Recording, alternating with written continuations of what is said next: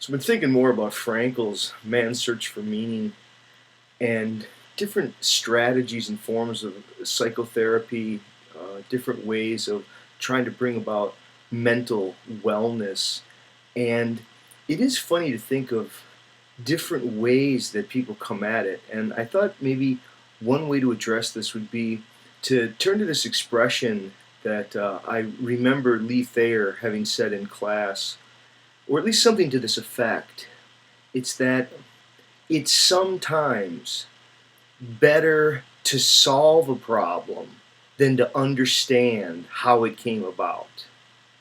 See, I think there are some kinds of psychotherapy or some kinds of psychological orientations which encourage people to try to understand their problems and to do so by getting at their roots, getting at their origins, finding out about what really happened, what exactly was the source, and what were the conditions that brought it about.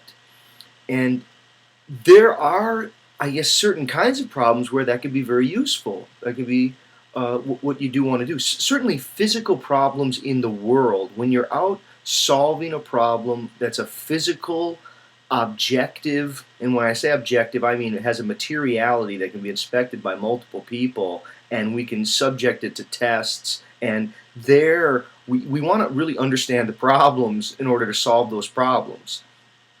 When you start to move, and there's something like that to psychological problems, but psychological problems, especially historically embedded ones up from our past, ones from how we've come to be who we are, these sort of neuroses of personhood, I think they're not always made better by digging into depths of memory, by trying to understand them and say, what were the different causes that led to this difficulty or this problem.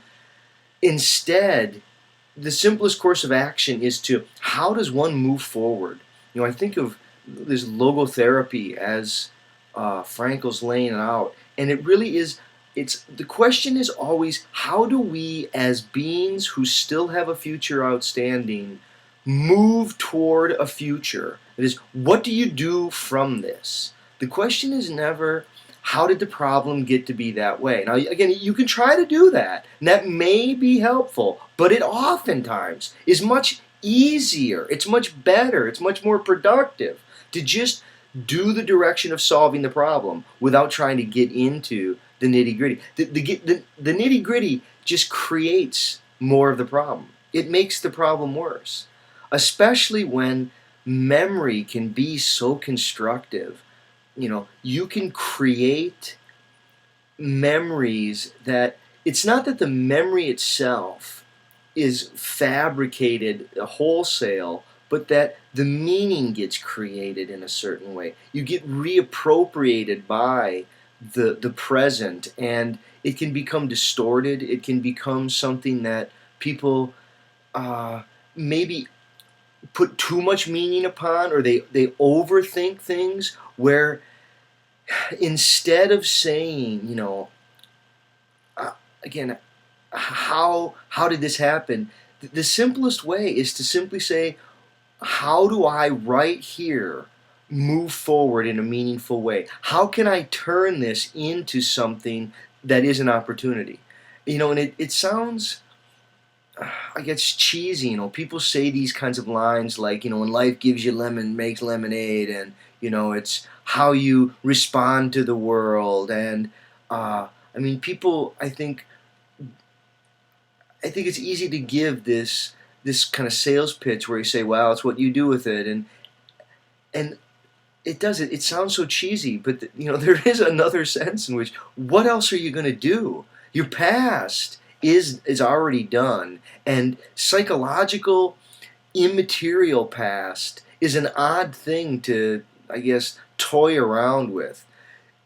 Your future is something that's still outstanding, and it's something that you can move forward toward. And as you move toward that future, it gives new meaning to what's happened to you.